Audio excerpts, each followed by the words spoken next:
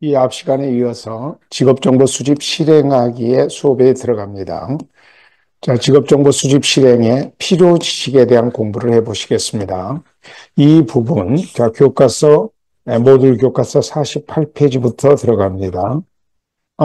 이 부분은, 과정평가형 시험에 1차 시험에 주로 나올 겁니다. 2차 시험에 나올 만한 내용은 없어요. 자, 직업정보 제공원부터 읽기 시작합니다. 직업정보를 생산해내는 기관이나 단체 등이 직업정보 제공원입니다. 자, 직업정보 제공원이라는 범위에 대한 설명이 지금 있습니다. 음, 직업정보 제공원은 대부분 정부 부처에 의존하고 있으며 그 밖에 정부 투자기관, 연구기관, 단체 및 협회, 개인 등이 있습니다.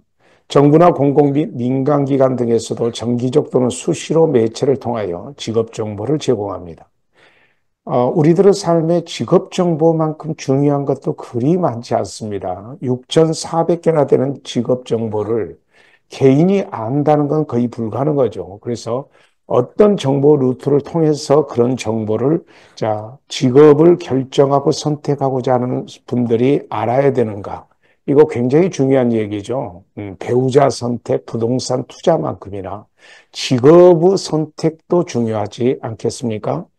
그래서 이 직업정보 제공원은 정보 성격에 따라 단편적 또는 종합적으로 정보를 제공합니다.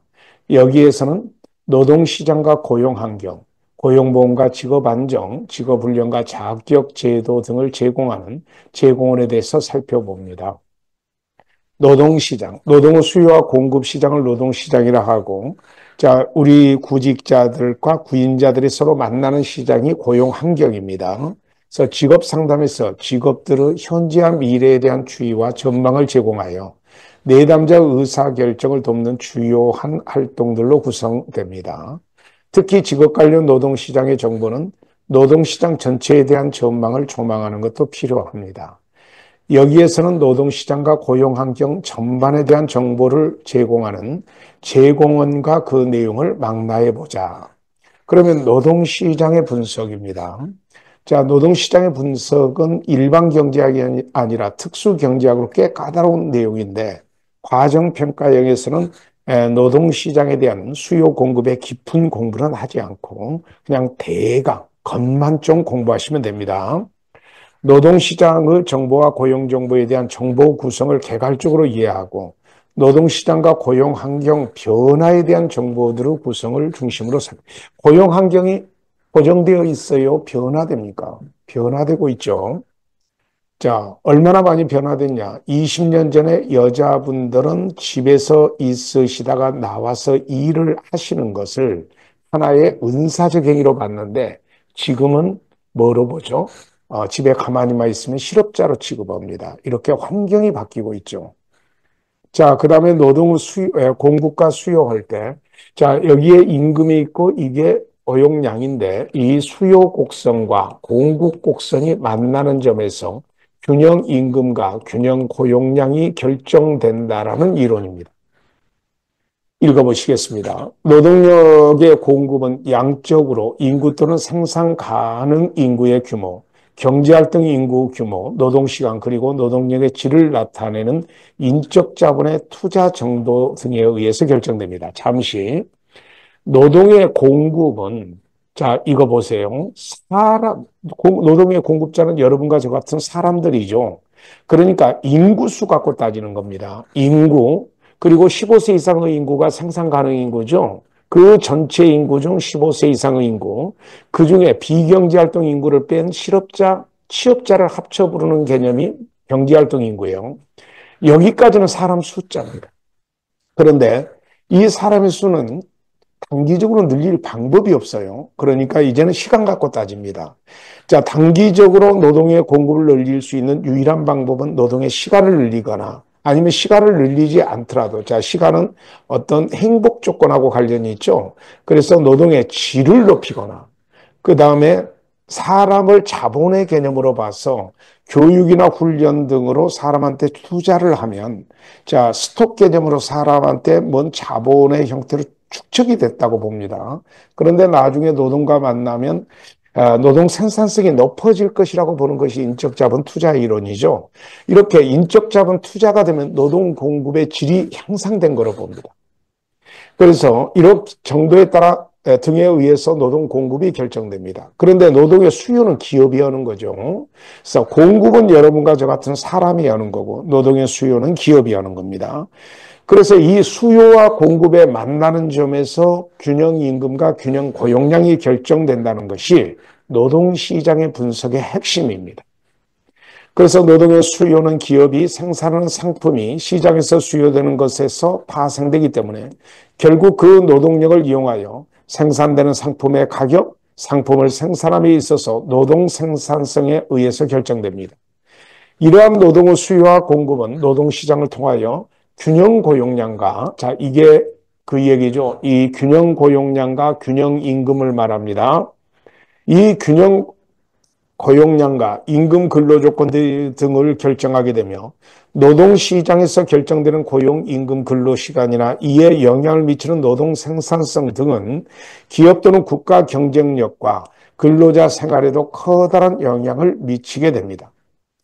자, 노동시장 분석의 대상입니다. 노동력 상품. 자, 노동력은 상품이냐 아니냐 이 부분에 대해서는 우리가 그 국가의 어떤 철학적 개념하고 좀 관련이 있어요.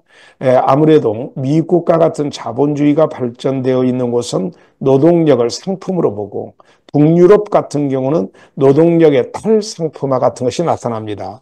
이하에서는 노동력도 상품으로 취급하고 공부가 됩니다. 그러니까 우리가 노동력 하면 우리 하루에 24개의 상품이 있다고 생각하고 그 노동력의 일부, 그 상품 24개 중에 일부를 팔아서 그걸로 소득을 얻어서 자기 생활을 한다고 생각하시면 돼요. 자, 그러면 나머지가 여가가 되겠죠. 그래서 노동력의 상품은 일반 상품과 달리 노동 능력을 보유한 근로자 분리할 수 없기 때문에 순수한 시장적 요소 외에 사회관계를 내포하고 있습니다. 자, 많은 상품, 즉 24개 중에 한 12개를 팔아야만 생활한다 그러면 행복 조건이 떨어지잖아요. 그래서 그런 문제가 있다는 겁니다. 그래서 8시간 노동을 이렇게 법은 제한을 해놨죠. 근데 꼭 그것만 갖고는 그 연장 근로도 있고요. 그래서 사회관계, 여러 가지 사회관계가 내포되어 있습니다.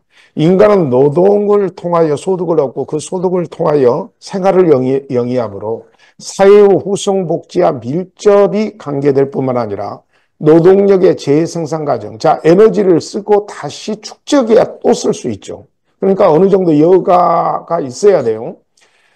옛날에 근대 시민혁명 전에, 자, 산업혁명, 시민혁명에서 산업혁명으로 갈 때, 22시간 노동계약도 가능했다고 해요. 8시간 노동계약도 가능했다. 그러면 노동력의 재생산성이 거의 안 되는 거죠. 자, 직접적으로 노동을 지출하여 생산하는 노동과정, 그리고 노동시장에서 노동력의 거래, 노동력의 매매 조건 등을 둘러싸고, 자, 노동력의 매매 조건 하면 여러분들의 그 24시간의 상품을 팔아서 대가로 소득을 얻는다. 이걸 매매 조건이라고 생각하시면 돼요. 등을 둘러싸고 갈등이 발생하기도 합니다. 이런 노동시장 분석은 또 다른 측면으로서 이른바 노사관계 분석이 불가피함을 의미하게 됩니다. 노동조합이 또 끼어들어가요. 아주 이 노사관계를 분석하고 노동시장을 분석하는 것은 엄청나게 어려운 특수경제학 이론입니다. 여기서는 간단하게만 논하는 거예요. 따라서 노동시장 분석의 대상은 크게는 노동시장론 측면에서 고용, 임금, 근로시간, 노동 생산성, 국제경쟁력, 근로자 생활 등과 노사관계론 측면에서 노동조합, 단체교섭, 노동쟁의와 노동가정에서 산업재해 문제 등으로 나뉩니다.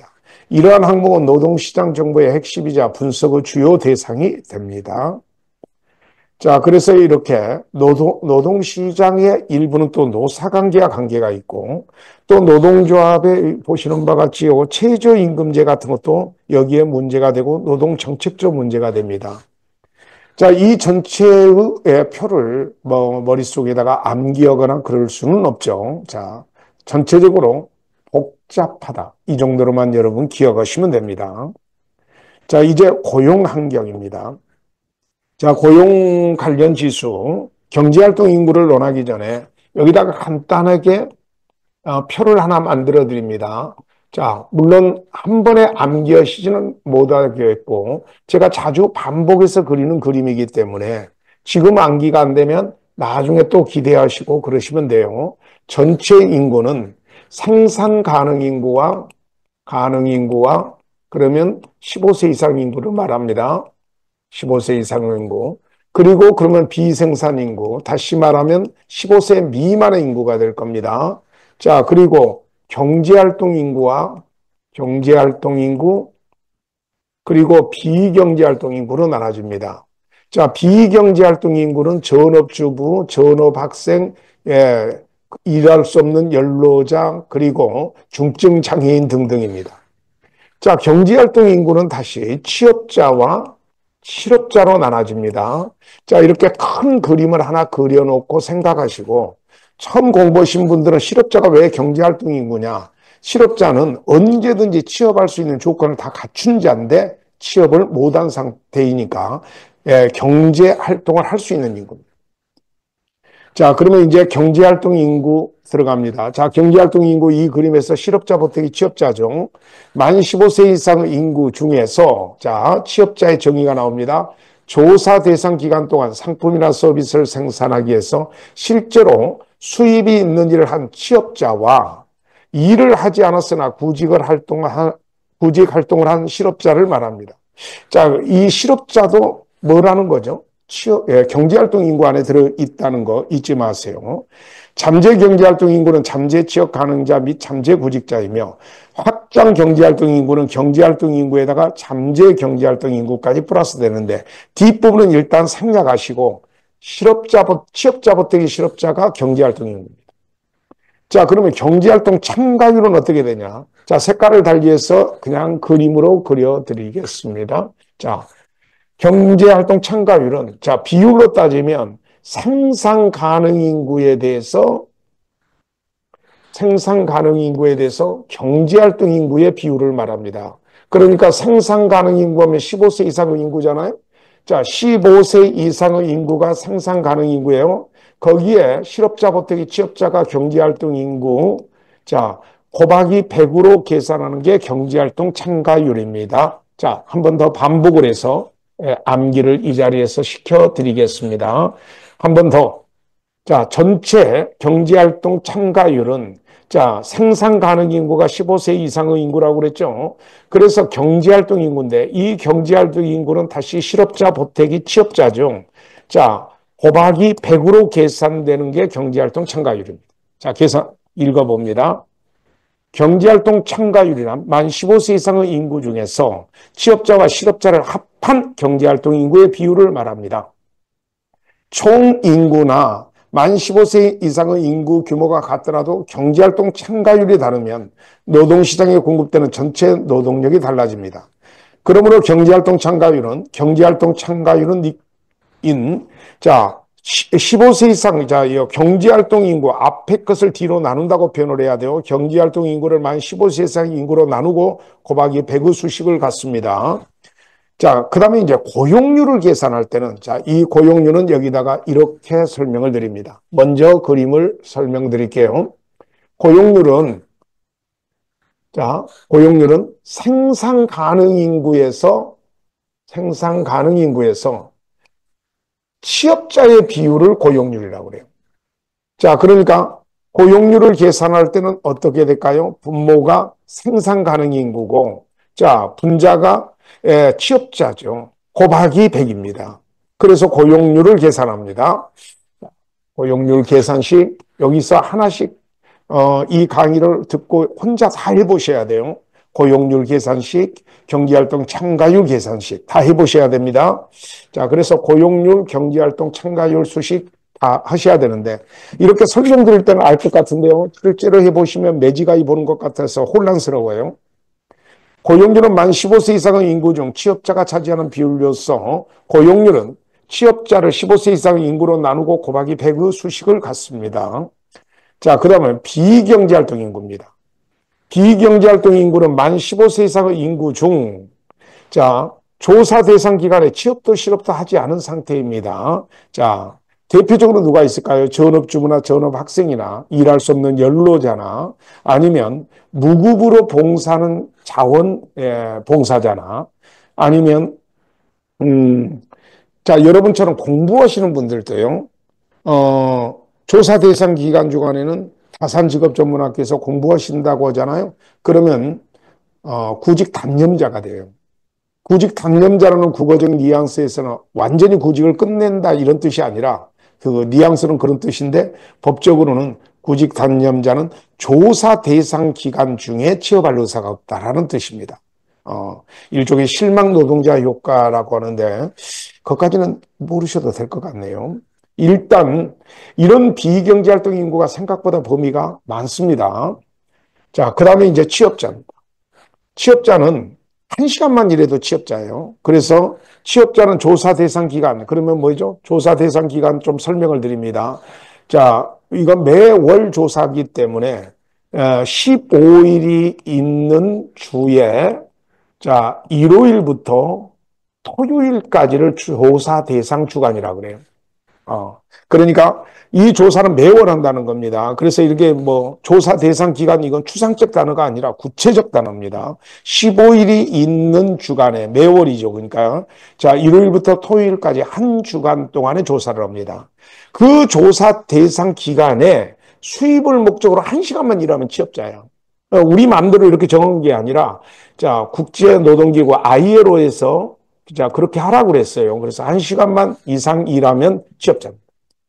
자, 그리고 동일 가구 내 가구원이 운영하는 농장이나 사업체의 수입을 위하여 자, 주당 18시간 일한 무급가족 종사자. 요 15시간이 아니라 18시간입니다. 그러니까 부부간에 일을 하는데 한 사람을 사업주로 한다면 한 사람 무급가족 종사자예요. 근데 18시간 일하면 취업자가 되고 17시간 일하면 무급가족 종사자는 야, 비경제활동인구가 됩니다. 그래서 일을 하시려면 18시간 하셔야 돼요. 셔터맨도. 자, 직업 또는 사업체를 가지고 있으나 일시적으로 병 또는 사고, 연가, 교육, 노사분규 등의 사유로 일하지 못한 일시 휴직자도 취업자입니다. 자, 잠재 취업 가능자입니다. 잠재 취업 가능자는 비경제활동 인구로 취급됩니다. 그런데 인구 중에서 지난 4주간 구직 활동을 하였으나 조사 대상 주간에 취업이 가능하지 않는, 자, 조사 대상 주간은 아까 이해하셨죠? 15일이 있는 일요일부터 토요일까지요. 그 기간 동안에 취업이 가능. 이걸 구직 단념자라고 한다. 구직 단념자는 구직을 끝내버린다는 뜻이 아니라 그랬죠. 그 조사 대상 주간 동안은 취업을 지금 공부하니까 취업을 못 하겠다. 이 정도로가 잠재 취업 가능자에 들어갑니다. 시간 관련 추가 취업 가능자입니다. 시간 관련 추가 취업 가능자는 실제 취업 시간이 보통 주에 40시간이잖아요. 그런데 36시간 미만일 때 보태기 4시간을 할 가능성이 있는 취업자를 말합니다. 미만이면서 추가 취업을 희망하고 추가 취업이 가능한 자를 말합니다. 잠재 구직자. 잠재 구직자는 비경제활동 인구 중에서 지난 4주간 구직활동을 하지 않았지만 조사 대상 주간에 취업을 희망하고 취업이 가능한 자를 의미합니다. 자, 아까 있죠. 잠재 취업자 중에 대표적으로 구직 단념자가 있는데 구직 단념자는 정확하게 비경제활동 인구로 취급됩니다. 자, 비경제활동 인구로 취급되지만 결론적으로 언제든지 취업을 할 수 있는 조건을 갖추고 있는 자입니다. 그게 구직 단념자인데 우리 학교에서 지금 공부하시는 분들이 대표적으로 구직 단념자예요. 그리고 이런 경제적 효과를 실망 노동자 효과라고 그래요. 간단하게 말씀드립니다. 실망 노동자 효과란 경기 침체 시에 실업자였어요. 근데 취업을 해보려고 노력을 했더니 취업이 잘 안 돼. 그리고 취업 자리가 나오는데 도저히 눈에 차지를 않아. 그래서 이참에 공부를 해서 노동 공급자인 자신의 실력을 좀 높여서 조금 고임금이나 취업 자리가 좀 괜찮은 곳 이런 쪽으로 취업을 하겠다고 한 달 내지 두 달 이렇게 공부하고 계시는 분 이거 대표적으로 구직 단념자입니다. 현재 조사 대상 주간에는 비경제활동 인구로 취급돼요. 자, 구직 단념자는 비경제활동 인구 중에서 취업 희망과 취업 가능성이 있으나 아래의 사유, 즉 노동시장적 사유로 지난 4주간 구직 활동을 하지 않은 자 중 지난 1년간 구직 경험이 있었던 자로서 적당한 일거리가 없을 것 같아서 전공, 경력, 임금 수준, 근로조건, 주변 지역, 지난 4주간 이전에 구직을 해보았지만 일거리를 찾을 수 없어서 자격이 부족하여 교육, 기술, 경험 부족, 나이가 너무 어리거나 많다고 고용주가 생각할 것 같아서 자, 구직을 단념하고 공부를 한다든지 이런 변화를 주는 이런 자들이 구직 단념자가 될 수 있다는 거예요. 자, 그 다음에 이제 실업자도 또 복잡해요, 이거. 실업은 자발적 실업과 비자발적 실업으로 구분됩니다. 그러면 자발적 실업이 뭐냐? 자, 자발적 실업은 일할 능력을 가지고 있으면서 현재 근로조건에서 일할 의사를 가지고 있지 않은 상태이고 그 예로서 직업을 바꾸는 과정에서 일시적인 실업 상태에 있는 것, 보다 나은 일자리를 찾으면서 당분간 실업 상태에 있는 것 등을 의미합니다. 그러면 비자발적 실업은 뭐냐? 비자발적 실업은 일할 능력도 있고 현재 근로조건에서 일할 의사가 있음에도 불구하고 자리가 없어요. 그래서 취업의 기회를 갖지 못하고 있는 상태입니다. 실업자는 조사 대상 주간에 수입이 있는 일을 하지 않았고 지난 4주간 일자리를 찾아 적극적으로 구직 활동을 하였던 사람으로 일자리가 주어진다면 즉시 취업이 가능한 자를 의미합니다. 자, 실업률 계산은 아까 실업률 계산은 밑에 분모가 경제활동 인구입니다. 자, 분자가 실업자 수예요. 실업자 수 곱하기 100입니다. 모든 단위는 퍼센테이지. 그래서 실업률은 실업자가 경제활동 인구, 취업자, 실업자에서 차지하는 비율로 실업률은 실업자를 경제활동 인구로 나누고 곱하기 100으로 갔습니다.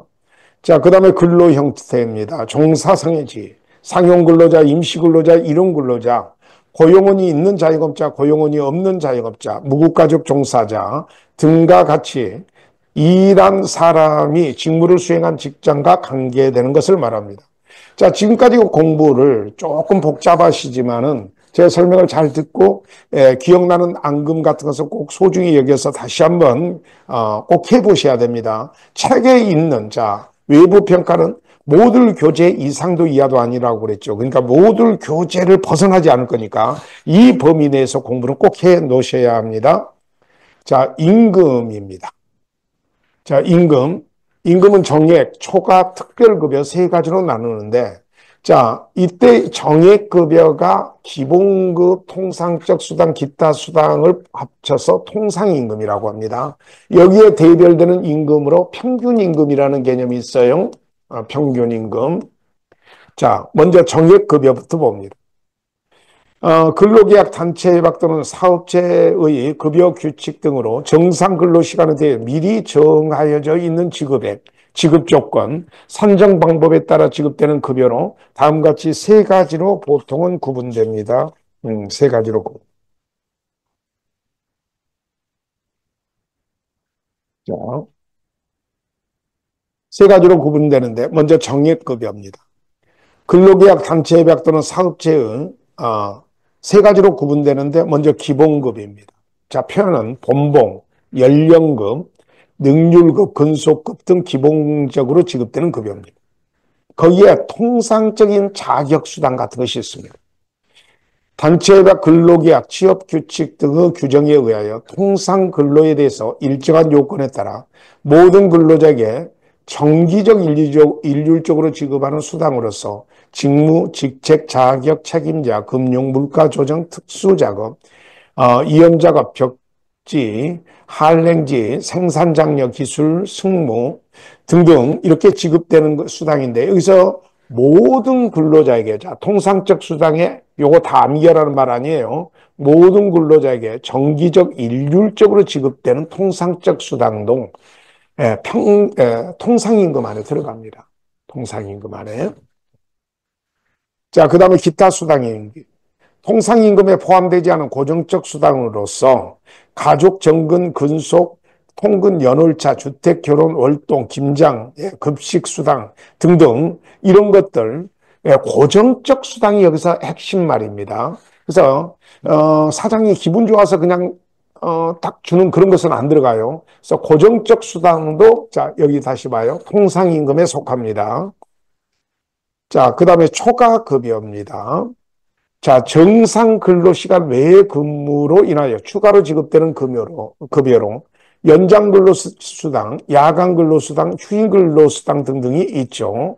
자, 보통은 이 초과급여가 여기서 왜 나오냐면은 이때 통상임금은 시간급으로 계산되거든요. 통상임금 니꼬르 시간급입니다. 이 시간급으로 계산되는 것 곱하기 시간당 이렇게 계산되죠. 그것에 자 가산비 어떻게 되죠? 1.5배가 된다는 겁니다.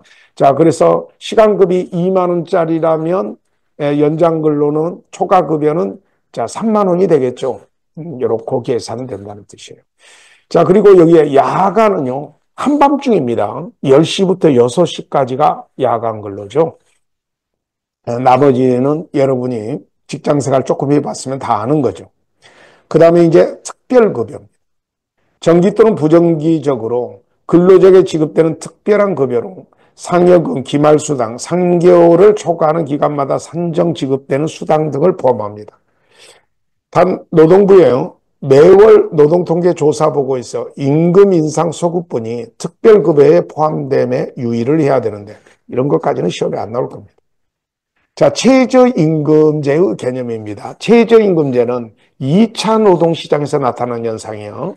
자, 예컨대 우리 학교처럼 선생들의 최저임금제 이상을 받으면 논할 필요가 없어요. 그런데 알바 시장 같은 데는 최저임금제입니다. 이런 노동시장을 2차 노동시장이라고 그래요.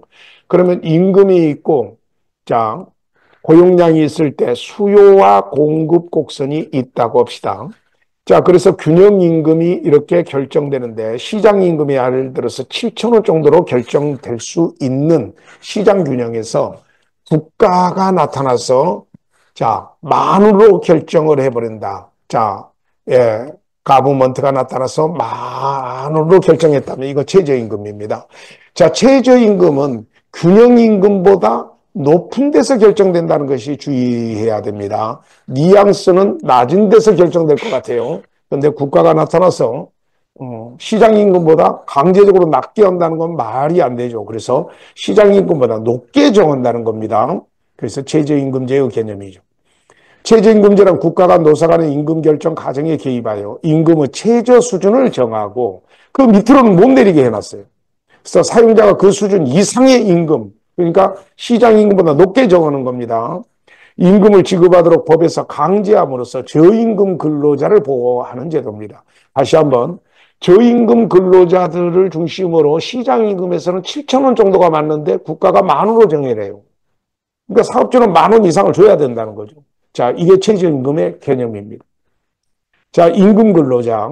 임금 근로자는 자신의 근로에 대해서 임금, 봉급, 일당 등 어떠한 형태로든지 일한 대가를 지급받는 근로자로서 상용, 임시, 일용 근로자로 나눠집니다. 자영업자. 자영업자는 고용원이 있는 자영업자, 고용원이 없는, 혼자 다 해먹는 자영업자를 고용원이 없는 자영업자라고 해요. 자, 그 다음에 일용 근로자는 30일 미만으로 근로기간이 정해져 있을 때 30일 미만입니다. 일용 근로자라고 그래요. 자, 그 다음에 비정규직입니다. 비정규직의 개념에 대해서 국제적으로 통일된 기준이 없으나 OECD는 임시직 근로자, 시간제 근로자 정도를 비정규직으로 파악하고 임시직 근로자에게 유기계약 근로자, 파견 근로자, 그리고 계절 근로자, 호출 근로자 등을 포함하는 개념으로 봅니다. 자, 그 다음에 고용환경 정보 제공원을 고용환경 정보 제공원. 고용환경에 관한 직업정보 제공원이 그 제공 방법에는 인터넷이 가장 보편적인 방법입니다.